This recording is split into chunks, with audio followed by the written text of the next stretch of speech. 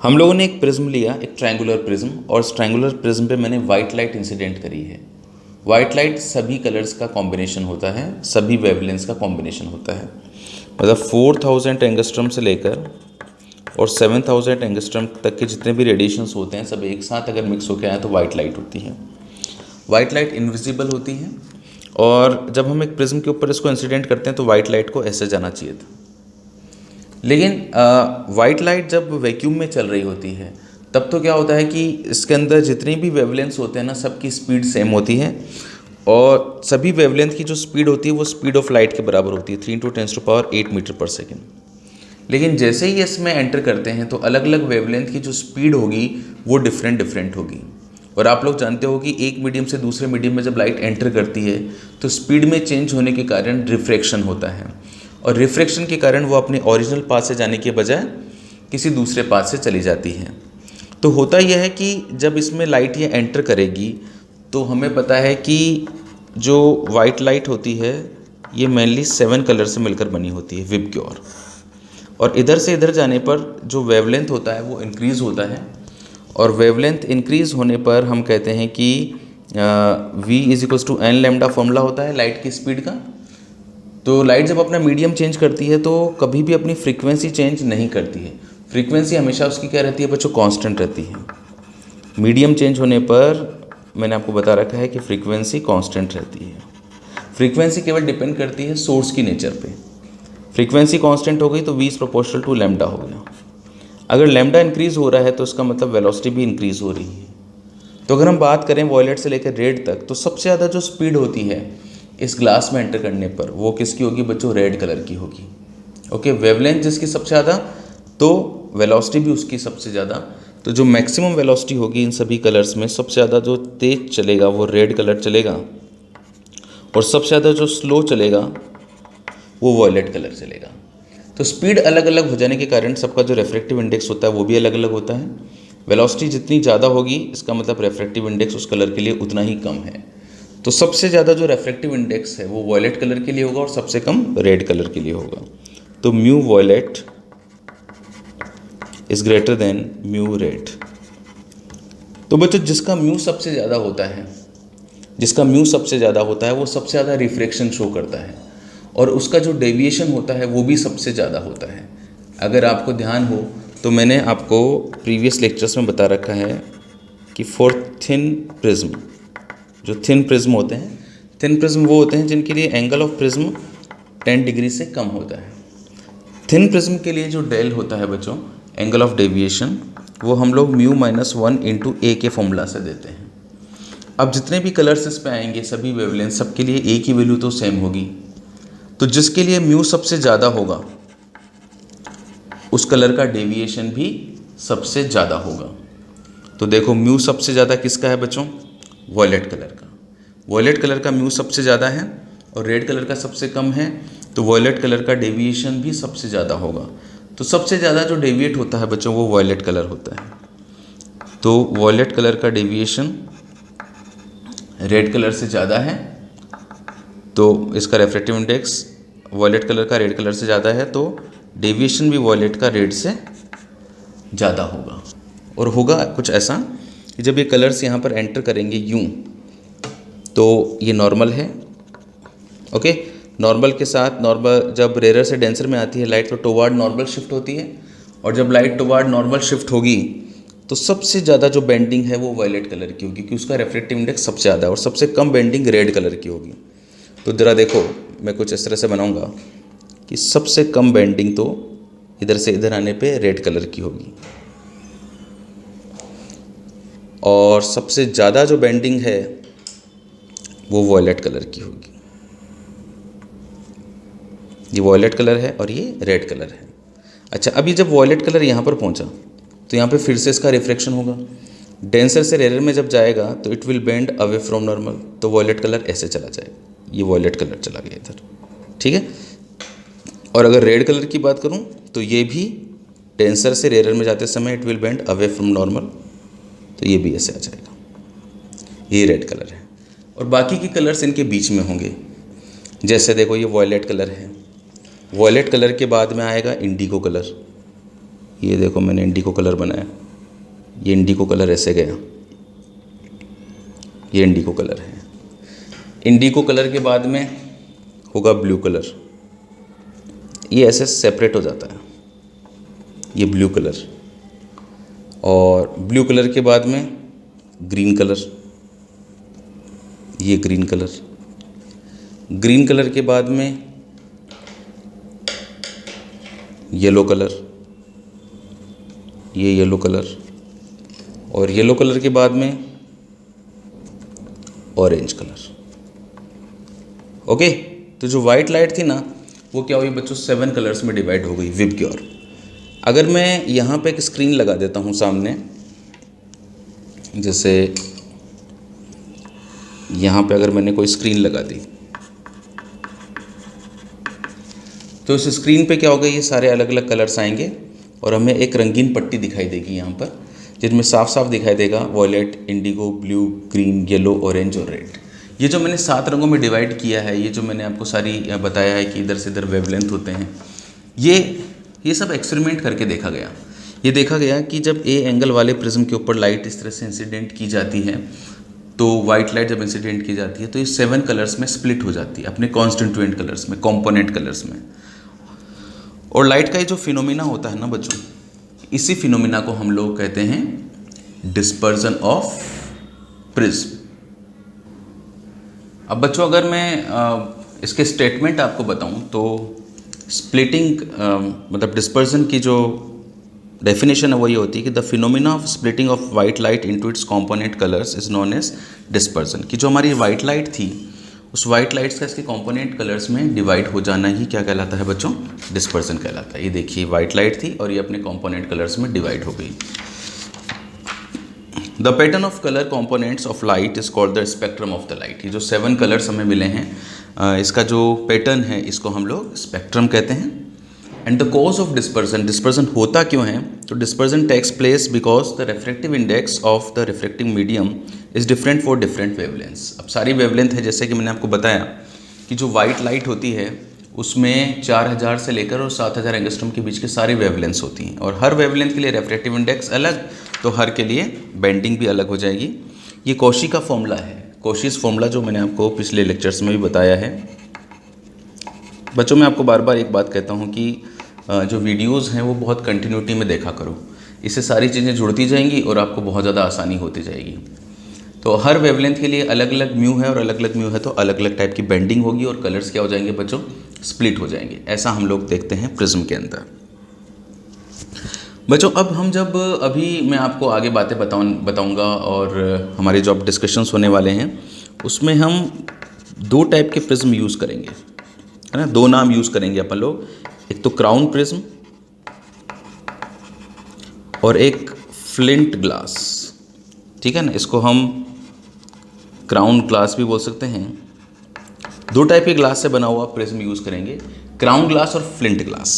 Okay, अब इनका जो मीनिंग होगा वो सिर्फ इतना सा होगा कि जो क्राउन ग्लास होता है ना वो थोड़ा लेस डेंस होता है, इसकी डेंसिटी थोड़ी कम होती है, और जो फ्लिंट ग्लास होता है वो थोड़ा मोर डेंस होता है।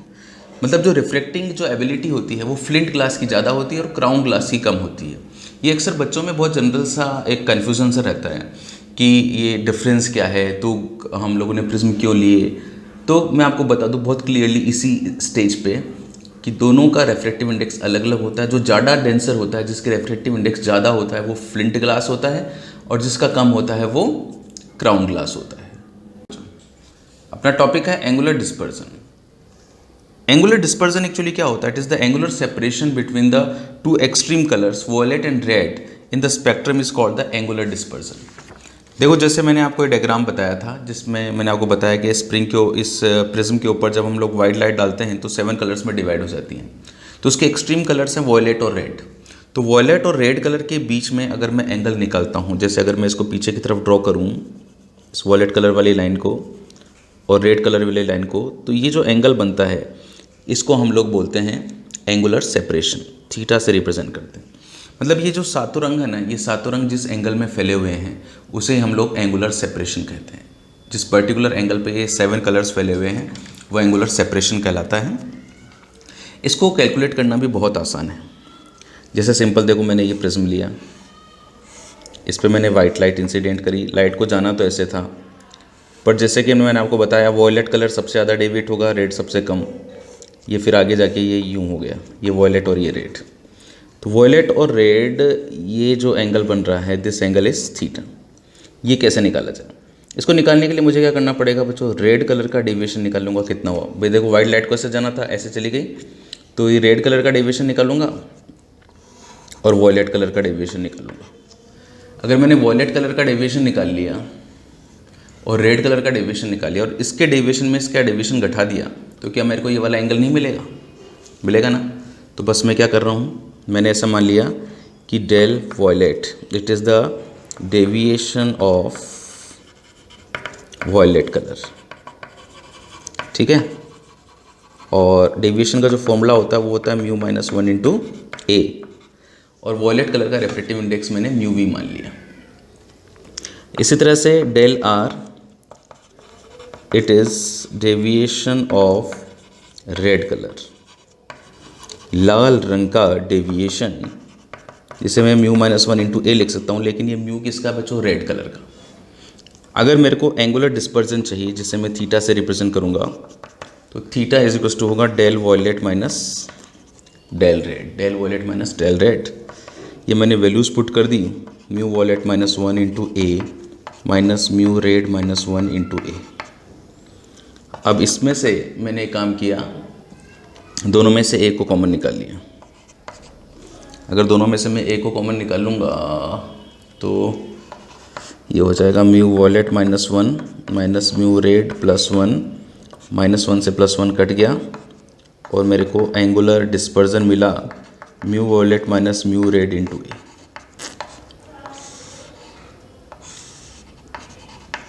ये फॉर्मूला आ गया बच्चों। तो जो एंगुलर डिस्पर्जन जो है वो दो चीज़ों पे डिपेंड कर रहा है, एक तो एंगल ऑफ प्रिज्म पे डिपेंड कर रहा है और एक nature of the material of prism पे डिपेंड कर रहा है कि प्रिज्म का मटेरियल कौन सा है, ठीक है। जैसे मैंने आपको अभी भी बताया था, दो टाइप के ग्लास लेते हैं अपन लोग, एक तो क्राउन ग्लास और एक फ्लिंट ग्लास। तो क्राउन ग्लास के लिए जो दोनों म्यू होते हैं ये हाई होते हैं, मतलब क्राउन ग्लास के लिए कम होते हैं और फ्लिंट के लिए क्या होते हैं? हाई। कौन सा मटेरियल लिया है इस बात के ऊपर ये डिपेंड करेगा। ये हुआ एंगुलर डिस्पर्जन। डिस्पर्सिव पावर बच्चों, किसी भी मटेरियल की डिस्पर्सिव पावर ओमेगा क्या होता है? पावर का मतलब जैसे आप सीधी सी बात है ताकत, और ताकत यहाँ पे क्या काम आएगी बच्चों? वाइट लाइट को 7 कलर्स में स्प्लिट करने के काम आएगी। कोई एक प्रिज्म कितना अच्छाई से या कितना क्लैरिटी के साथ जो है वाइट लाइट को 7 कलर्स में स्प्लिट कर पा रहा है, उसी की डिस्पर्सिव पावर क्या होती है? ज़्यादा हो पाती है। जितना सेपरेट कर पाएगा वो कलर्स को, वो उतना ही उसकी पावर ज़्यादा होगी। तो हम इसको ऐसे डिफाइन करते हैं, ability of the prism material to cause dispersion. Dispersion actually क्या होता है? It is the ratio of angular dispersion and mean deviation. Mean deviation का मतलब होता है deviation of yellow colour. Actually क्या होता है कि जैसे मैंने ये प्रिज्म बनाया, ओके, और इस प्रिज्म के ऊपर मैंने वाइट लाइट इंसिडेंट करी। अब जैसा कि मैंने आपको बता रखा है कि ये 7 कलर्स में डिवाइड होता है, लेकिन जो एक्सट्रीम कलर्स होते हैं वो होते हैं वॉयलेट और रेड। तो ये तो जो है इसका वॉयलेट कलर है और ये इसका रेड कलर है। अब ये रेड कलर और ये वॉयलेट कलर। लेकिन क्या होता है बच्चों, एक मीन कलर और होता है इनका। मीन कलर का मतलब होता है कि जिसका जो डेविएशन है वो इनके बीच में हो लगभग, वो होता है येलो कलर। तो जो येलो कलर होता है ना, उसको हम लोग मीन कलर कहते हैं। मीन डेविएशन का मतलब होता है deviation of yellow colour. Yellow colour जो होता है इसको मीन कलर भी कहा जाता है बच्चों। इसको मीन कलर कहने के पीछे कई कारण हैं। एक तो यह है कि जो येलो कलर का जो रेफ्रेक्टिव इंडेक्स होता है वो वॉयलेट कलर के रेफ्रेक्टिव इंडेक्स और रेड कलर के रेफ्रेक्टिव इंडेक्स का एवरेज होता है, अप्रॉक्सीमेट। और इसका जो डेविएशन होता है येलो कलर का वो भी वॉयलेट कलर और रेड कलर के अप्रॉक्सीमेट एवरेज के बराबर होता है। तो इसलिए हम लोग येलो कलर को क्या बोलते हैं बच्चों? मीन कलर बोलते हैं। तो अगर मेरे को ओमेगा निकालना हो, एंगुलर पावर, ये डिस्पर्सिव पावर, तो डिस्पर्सिव पावर के लिए मैं एंगुलर डिस्पर्जन मतलब थीटा लिखूंगा अपॉन मीन कलर का डेविएशन लिख दूंगा। अब जो थीटा होता है वो क्या होता है? वॉयलेट कलर का डेविएशन माइनस रेड कलर का डेविएशन अपॉन येलो कलर का डेविएशन। अब इसकी वैल्यू तो मैंने आपको निकलवानी सिखाई थी अभी, mu violet minus mu red into A आ जाएगा। और किसी भी कलर का अगर आपको ये डेविएशन निकालना हो तो फॉर्मूला होता है म्यू माइनस वन इंटू ए। यहाँ पर म्यू येलो कलर का लिख दूंगा, देखो ए से ए कट गया, ये mu violet minus mu red upon mu yellow minus one हो गया। अब आप देखो इसमें ए से ए कट गया, इसका मतलब जो ओमेगा होता है, जो डिस्पर्सिव पावर होती है, वो एंगल ऑफ प्रिज्म पे डिपेंड नहीं करती है। मतलब कैसा शेप है, मतलब प्रिज्म चाहे ऐसा छोटा है बड़ा है या उसका एंगल ऑफ प्रिज्म ऐसा है, इससे कोई फ़र्क नहीं पड़ता है। कैसा ही उसका शेप हो, ऐसा हो, इनके सबके ए क्या है, अलग अलग है।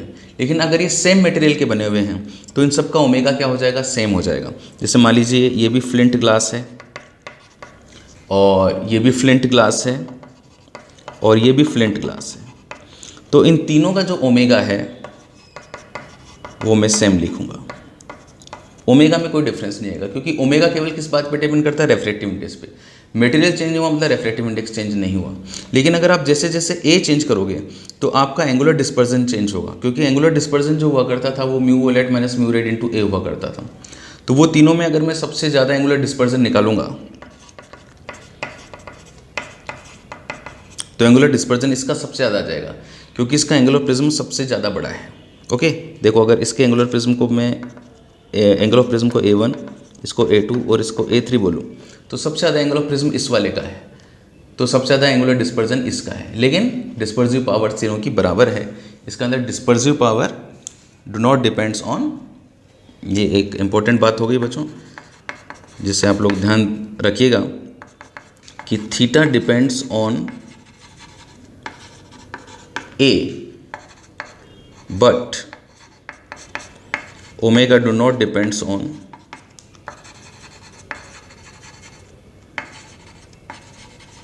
Shape of prism. भाई ए से क्या है, शेप डिपेंड करेगा ना, तो शेप पे डिपेंड नहीं करता है, केवल ये मटेरियल पे डिपेंड करता है।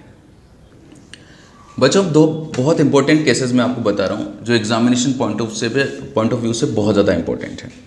पहला तो है डेविएशन विदाउट डिस्पर्जन और दूसरा पढ़ेंगे डिस्पर्जन विदाउट डेविएशन।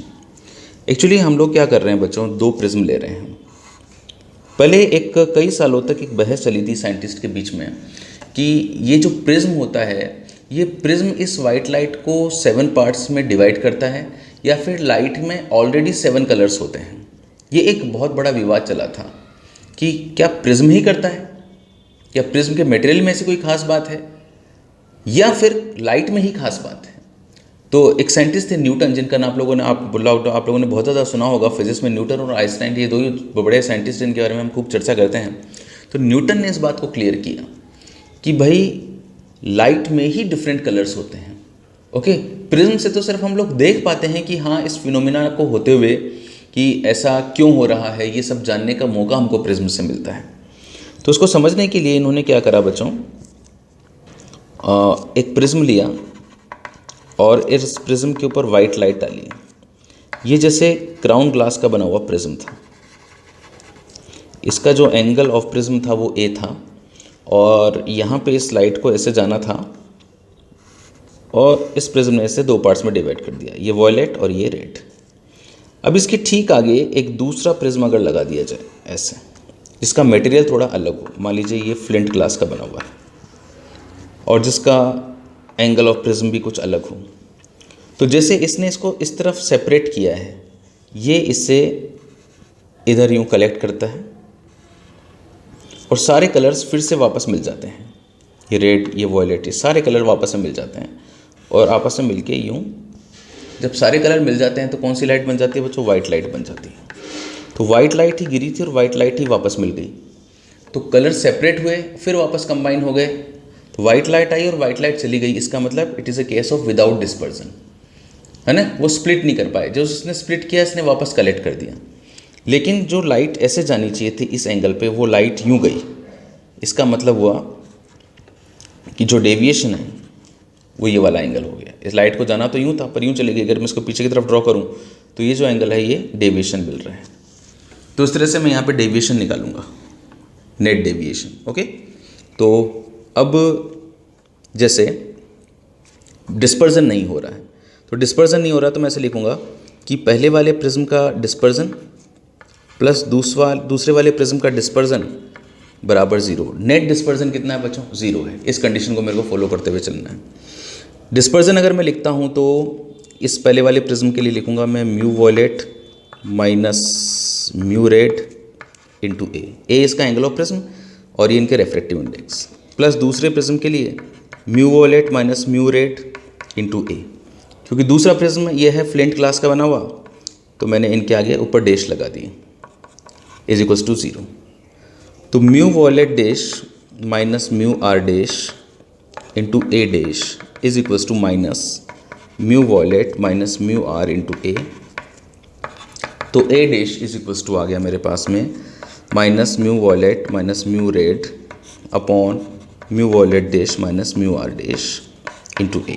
ये कंडीशन आ गई बच्चों कि अगर आप लोग चाहते हो कि डिस्पर्जन न मिले तो इसके आगे आपको इस एंगल ऑफ प्रिज्म का फ्लिंट ग्लास का प्रिज्म लगाना पड़ेगा।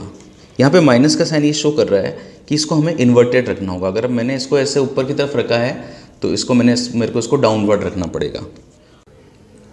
अब देखो मुझे यहाँ पे डिस्पर्जन तो नहीं मिल रहा है लेकिन डेविएशन तो मिल रहा है, तो मैं इसका नेट डेविएशन निकालने जा रहा हूँ। ओके, तो देखो नेट डेविएशन कैसे निकालूंगा। नेट डेविएशन में निकालूंगा पहले वाले प्रिज्म का डेविएशन प्लस दूसरे वाले प्रिज्म का डेविएशन। पहले वाले प्रिज्म का डेविएशन आ जाएगा म्यू माइनस 1 इंटू ए और दूसरे वाले का आ जाएगा mu minus 1 into A dash.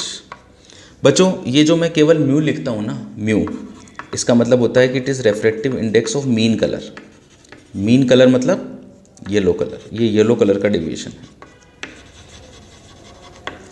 Okay, चाहे वो इसके लिए हो चाहे इसके लिए हो, दोनों प्रिज्म के लिए। अच्छा, mu minus 1 into A plus mu dash minus 1, A dash की वैल्यू मैंने पुट कर दी जो मेरे पास में अभी आई थी, mu violet minus mu red upon mu violet dash minus mu R dash into A with minus sign. यहाँ पे माइनस का साइन आ गया बड़ा सारा। ओके, अब मैंने क्या किया, इसको म्यू माइनस 1 ए से मल्टीप्लाई कर दिया और म्यू माइनस 1 ए से डिवाइड कर दिया। ऐसा करने से फ़ायदा क्या हुआ, देखो इसके पास जो म्यू माइनस 1 इंटू ए था और इसके पास जो म्यू माइनस 1 इंटू ए है, इसको मैंने बाहर कॉमन निकाल लिया।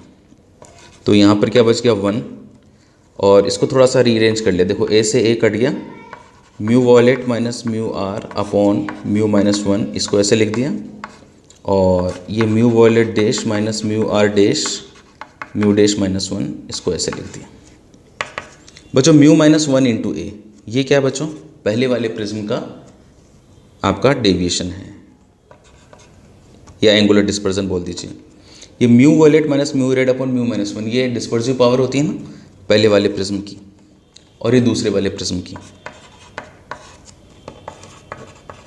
ये नेट डेविएशन का फॉर्मूला है।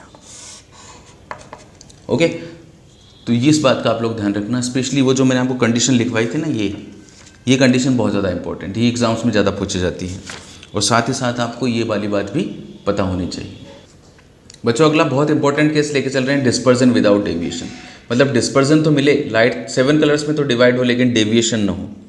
देखो ये कुछ ऐसी कंडीशन है कि जैसे ये हमारे पास प्रिज्म है, इस पर वाइट लाइट आई, ये इंसिडेंट करी आप लोगों ने वाइट लाइट को, और इसको ऐसे जाना था, और ये 7 कलर्स में डिवाइड हुई, ये रेड ये वॉयलेट। इसके आगे हम लोगों ने दूसरा प्रिज्म लगा दिया, इसका angle of prism A dash है, और फिर इसमें से लाइट ऐसे बाहर निकली, ये वॉयलेट कलर की लाइट और ये मान लीजिए रेड कलर की लाइट। ओके, यहाँ से भी डेविएशन हुआ, यहाँ से भी डेविएशन हुआ, ये वॉयलेट निकली ये रेड निकली। अब वॉयलेट का भी जो है ना डेविएशन होगा इसके रेस्पेक्ट में, और रेड का भी होगा। लेकिन अगर मैं इनका मीन कलर लेता हूँ येलो कलर, ओके, तो जो मीन कलर है वो मीन कलर इस लाइट के क्या होना चाहिए, पैरेलल होना चाहिए। अगर ये पैरेलल है तो मैं कह दूंगा कि ये और ये दोनों पैरेलल है, तो किसी भी प्रकार का कोई डेविएशन नहीं हुआ। लेकिन लाइट क्या हो गई, 7 कलर्स में डिवाइड हो गई। ओके, तो मीन कलर के साथ में ये सारा कंपैरिजन चल रहा है विदाउट डेविएशन। विदाउट डेविएशन का मतलब हुआ कि जो डेल नेट है वो आपका 0 आया, पहले वाले का प्लस दूसरे वाले का डेल करूँ तो वो 0 आना चाहिए। तो पहले वाले का डेविएशन जो है वो तो म्यू माइनस 1 इंटू ए, ये सब मैं येलो कलर के लिए लिख रहा हूँ, और दूसरे वाले का mu dash minus 1 into A dash is equals to 0। तो mu dash minus 1 into A dash is equals to minus mu minus 1 into A. तो ए डैश की वैल्यू हो गई minus mu minus 1 upon mu dash minus 1 into A. ये condition बच्चों आपको याद रखनी है, जो बहुत सिंपल है, एग्ज़ाम के अंदर तुरंत आप डिराइव कर सकते हैं। अननेसेसरी बहुत ज़्यादा फॉर्मूलाज अपने ऐसे भी नहीं होने चाहिए जो आपको याद रखने पड़े, और न्यूमेरिकल्स करते करते तो वैसे ही फॉर्मूले याद हो जाते हैं। ये इतना सा काम हो गया।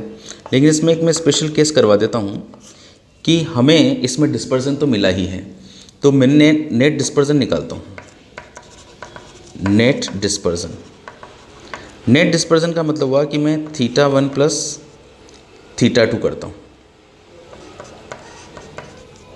ओके, तो इसका जो डिस्पर्जन है पहले वाले प्रिज्म का वो होगा mu violet minus mu red into A, और दूसरे वाले का होगा mu violet dash minus mu red dash into A dash, ये सेकेंड वाले प्रिज्म के लिए।